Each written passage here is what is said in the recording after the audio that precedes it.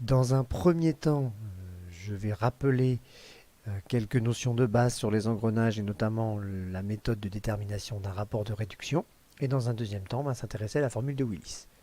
Donc les engrenages, on les a déjà présentés, hein, ils sont présents dans beaucoup de systèmes de transmission et transformation de mouvements sous des formes diverses et variées, de type ici engrenage à denture droite ou hélicoïdal, engrenage gauche, engrenage conique, etc. On va s'intéresser plus particulièrement aux engrenages à denture droite. Le principe est le même que les engrenages à denture hélicoïdale, hein. Simplement ils sont moins chers et présentent un certain nombre d'inconvénients. Si je m'intéresse à ces engrenages, c'est pour vous rappeler que en termes de mouvement, c'est-à-dire en termes cinématiques, un engrenage qui est donc le contact, l'engrainement entre un pignon et une roue, cinématiquement se traduit par le roulement sans glissement de deux roues de friction, donc ici deux roues qui sont cylindriques. Avant donc d'expliquer comment calculer le rapport de réduction qui part donc du principe du roulement sans glissement, petit rappel hein, sur un réducteur simple. Donc ici le plan d'ensemble d'un réducteur à un étage avec l'arbre d'entrée guidé par deux roulements à billes sur lequel est usiné un pignon qui entraîne une roue dentée qui elle est solidaire de l'arbre de sortie, lui aussi en liaison pivot par rapport à un bâti. On a donc trois classes d'équivalence, hein, la classe d'équivalence de l'arbre d'entrée denté, la classe d'équivalence de l'arbre de sortie, liée à la roue dentée de sortie, et donc le bâti. Si l'on s'intéresse à l'aspect cinématique du fonctionnement de ce réducteur, donc vous retrouvez ici la partie engrenage, on a donc deux roues de friction, représentées ici par les deux cercles, qui vont rouler sans glisser l'une sur l'autre au niveau du point I. Le schéma cinématique dans l'autre vue ressemble évidemment au plan d'ensemble, hein, où on retrouve les trois classes d'équivalence. Je vous engage, quand vous avez des difficultés, on le verra notamment tout à l'heure dans le cadre du schéma cinématique, à tracer ce schéma-là, c'est-à-dire ce qu'on peut appeler la vue axiale, hein, selon l'axe des différentes roues dentées. Donc la première partie de ce tutoriel concerne le rappel de la méthode du rapport de réduction d'un engrenage pour le calculer. Et la deuxième partie, c'est l'application à la détermination de la formule de Willis. Alors, pour calculer le rapport de réduction d'un engrenage, hein, dont on sait déjà ce qu'il vaut, hein, c'est le produit des roues menantes divisé par le produit des roues menées avec le signe à gérer en fonction de s'il s'agit de contact extérieur ou intérieur. Comment fait-on pour déterminer et prouver cette relation? On écrit le roulement sans glissement au niveau du point I. Donc la roue menante, qui est ici la roue 1, tourne dans le sens trigonométrique par hypothèse. Elle entraîne la roue 2 qui, elle, tourne dans le sens horaire. Et au niveau du point I, du fait de l'engrainement et du roulement sans glissement, on a donc les deux vitesses, la vitesse du point I de la pièce 1 et la vitesse du point I de la pièce 2 par rapport au bâti, qui sont égales hein, du fait du roulement sans glissement. C'est ce qu'on a écrit dans le cours. Le roulement sans glissement s'écrit sous la forme vitesse au point I de 2 par rapport à 1 égale vecteur nul. En utilisant la relation de Schall, en faisant intervenir ici le bâti, on retrouve la formule qui est écrite là-haut. Alors ensuite, comment fait-on? Eh bien, pour prouver la relation dont on parlait tout à l'heure des rapports de réduction, nous allons changer de point. Dans le mouvement de 2 par rapport à 0, nous allons changer de point. À votre avis, par quel point doit-on passer dans le mouvement de 2 par rapport à 0? Et on va faire de même dans le mouvement de 1 par rapport à 0. Vous pouvez faire pause et essayer de mener le calcul jusqu'au bout pour trouver le rapport de réduction. Donc dans le mouvement de 2 par rapport à 0, nous allons passer par un point de la pièce 2, et un des points de la pièce 2 évidemment pertinent, c'est le point O. Et dans la pièce 1, nous allons passer par le point A. Ce qui donne donc VI de 2 par rapport à 0, je passe par le point O. Et pour VI de 1 par rapport à 0, je passe par le point A. Ces deux vitesses sont nulles. J'exprime IO et oméga 2, 0. J'exprime IA et oméga 1, 0. De la même manière, je vous laisse terminer le calcul jusqu'à la fin pour voir si vous êtes capable de le réaliser. Les produits vectoriels sont simples à faire et on obtient donc oméga 2, 0 est égal à moins R1 sur R2, oméga 1, 0.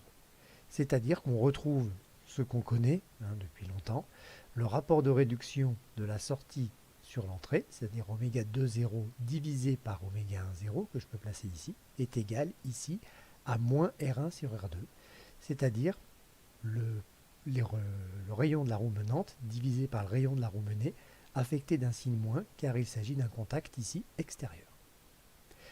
Donc voilà pour cette première partie qui permet, en utilisant les définitions de la mécanique, de redémontrer ce rapport de réduction.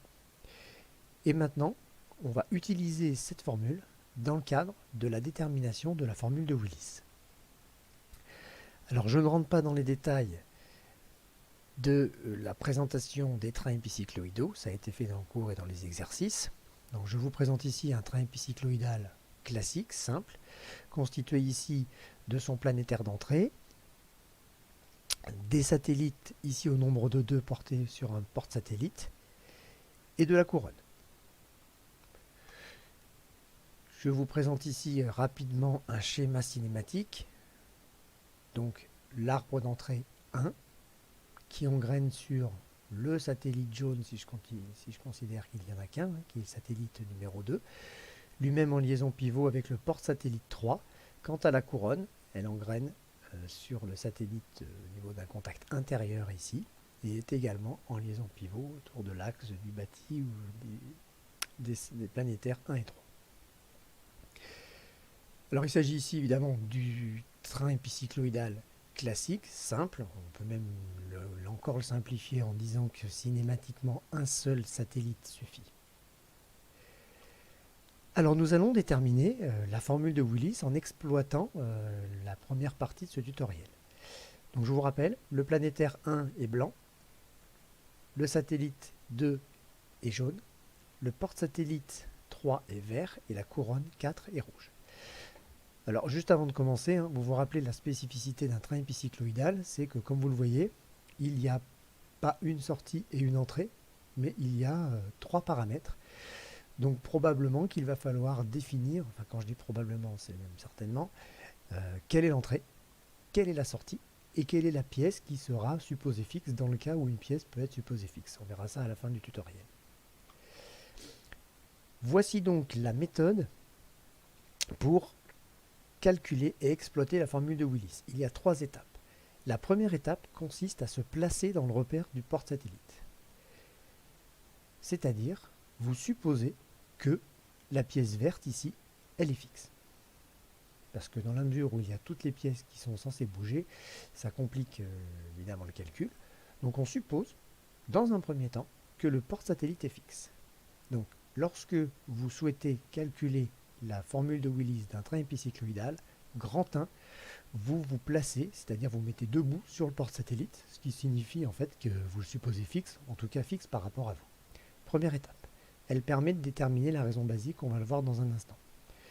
Deuxième étape, vous exploitez la relation de Schall, et cela va vous mener directement à la formule de Willis. Vous voyez que c'est relativement simple. Troisième étape, vous allez exploiter cette formule de Willis pour trouver le rapport de réduction de votre réducteur. Donc bien noter cette méthode, elle est fondamentale, derrière tout est simple. Première étape, je me place dans le référentiel du porte-satellite. Donc que se passe-t-il si je suppose le porte-satellite ici fixe dans la figure? Eh bien la pièce 1 rentre en rotation, elle entraîne le satellite qu'il va tourner autour d'un axe qui est un axe fixe, et lui-même va entraîner la couronne en rotation autour de son axe. En d'autres termes, je me suis ramené à un réducteur classique comme celui de la première partie du tutoriel. Vous voyez qu'aucun axe n'est mobile. Je calcule donc le rapport de réduction avec la technique qu'on a démontrée au début du tutoriel, c'est-à-dire oméga sortie sur oméga entrée, mais je prends bien soin de dire que c'est oméga sortie par rapport au porte-satellite 3, puisque c'est lui que je suppose fixe, sur oméga entrée, est égal à la roue menante divisée par la roue menée, donc soit les rayons, soit les nombres dedans, avec un signe moins, multiplié par la roue menante divisée par la roue menée, ici au niveau du deuxième contact. Ce qui fait moins Z1 sur Z2 fois Z2 sur Z4. Z1 sur Z2, Z2 sur Z4. Évidemment, comme vous pouvez le voir, dans le cadre d'un satellite simple, le nombre de dents du satellite disparaît. Et donc on obtient ce qu'on appelle la raison basique, c'est-à-dire oméga couronne sur oméga entrée est égal à moins le nombre de dents de l'entrée divisé par le nombre de dents de la couronne, ou les diamètres. On peut appeler cette raison basique K. Voilà la première étape. Vous voyez qu'elle est très simple, mais elle nécessite de bien comprendre le concept de fixer le porte-satellite virtuellement, c'est-à-dire se placer nous-mêmes dans le référentiel de ce porte-satellite. L'étape 1 est faite, attaquons l'étape 2, qui consiste simplement à utiliser une relation de Schall en faisant apparaître le bâti. Vous voyez ici, oméga 4, 3, je vais faire apparaître le bâti à l'intérieur en écrivant que oméga 4, 0, c'est oméga 4, 3 plus oméga 3, 0. Je fais de la même chose en bas, et j'obtiens donc que ma première partie qui était oméga 4, 3 sur oméga 1, 3 devient oméga 4, 0 moins oméga 3, 0 sur oméga 1, 0 moins oméga 3, 0. Ça, c'est la formule de Willis. Donc vous voyez, première étape, je me place dans le porte-satellite. Deuxième étape, j'utilise Schall, c'est quand même rapide, et on retrouve la formule de Willis, qui n'est donc pas à apprendre par cœur. La troisième étape va permettre de déterminer le rapport de réduction de notre système. Donc au passage, je vous engage à refaire le calcul avec les exercices qu'on a vus, avec un satellite double, c'est-à-dire un satellite dont le nombre de dents lorsqu'il engraine avec la pièce 1 n'est pas le même que le nombre de dents lorsqu'il engraine avec la pièce 4. On a à ce moment-là deux pignons sur le satellite. Nos deux premières étapes sont faites. Nous allons réaliser maintenant la troisième étape, c'est-à-dire exploiter l'énoncé. L'énoncé va vous indiquer en fait où est l'entrée, où est la sortie, et éventuellement où est la pièce fixe, ou quelle est la vitesse de la troisième pièce, la vitesse par rapport au bâti. Dans cet exemple, je vous propose la chose suivante. On suppose que la couronne rouge 4, elle est fixe, donc sa vitesse par rapport au bâti est nulle. On suppose que l'entrée se fait sur la pièce 1 et que la sortie se fait sur la pièce 3. Donc là, de la même manière, je vous propose de faire pause sur la vidéo et d'essayer d'exploiter la formule de Willis pour trouver le rapport de réduction. Je vous rappelle, le rapport de réduction, c'est la vitesse de sortie divisée par la vitesse d'entrée. Et lorsque vous l'avez fait, vous remettez la vidéo en route. Donc je vais donner le corrigé. Donc ici, nous répétons oméga 4, 0 moins oméga 3, 0 sur oméga 1, 0 moins oméga 3, 0, ce qui est ici, qui est égal à K. Sauf que dans notre cas, la couronne 4 est supposée fixe. Donc oméga 4, 0 vaut 0. Donc je le remplace ici. J'ai exploité l'énoncé, qui vaut donc K, K étant égal à moins Z1 sur Z4. Ensuite, et là je vous engage vraiment à le faire, il y a beaucoup d'erreurs dans ce calcul, il faut exploiter cette équation, donc utiliser le produit en croix, mettre en facteur, de telle sorte à isoler oméga 3, 0 sur oméga 1, 0, ou à écrire que oméga 3, 0 est égal à, le résultat est K sur K-1 multiplié par oméga 1, 0. En version plus lourde, si je remplace K par sa valeur, cela fait moins Z1 sur Z4 sur moins Z1 sur Z4 moins 1, qui peut encore être simplifié. Donc voici les trois étapes pour réaliser et exploiter la formule de Willis. Vous voyez qu'il n'y a rien de compliqué et que c'est à vous de vous rappeler de la méthode pour pouvoir redémontrer la formule de Willis et l'exploiter dans le cas particulier qu'on vous donne dans le problème que vous étudiez. Pour terminer, la formule de Ravigno, qui sert très peu, mais qui existe, se sert également de la raison basique et de la relation de Willis, donc des deux premières parties, mais elle l'exploite de manière différente avec une autre écriture. Vous voyez de quelle autre écriture il s'agit. On écrit ici en fait le produit en croix, donc oméga 4 moins oméga 3 égale K fois oméga 1 moins oméga 3 qui est ici. Et ensuite, on exploite cette écriture-là pour mettre en facteur oméga 3, 0. Donc au final, on peut écrire que K fois oméga 1, 0 plus 1 moins K fois oméga 3, 0 moins oméga 4, 0 est égal à 0. C'est une écriture qui est très peu utilisée par nous, mais qui présente quand même une particularité, un avantage, c'est qu'on voit bien apparaître de manière séparée les trois paramètres du train épicycloïdal. Donc notamment quand il y en a un nul, ça simplifie très rapidement l'écriture. Voilà, fin de ce tutoriel.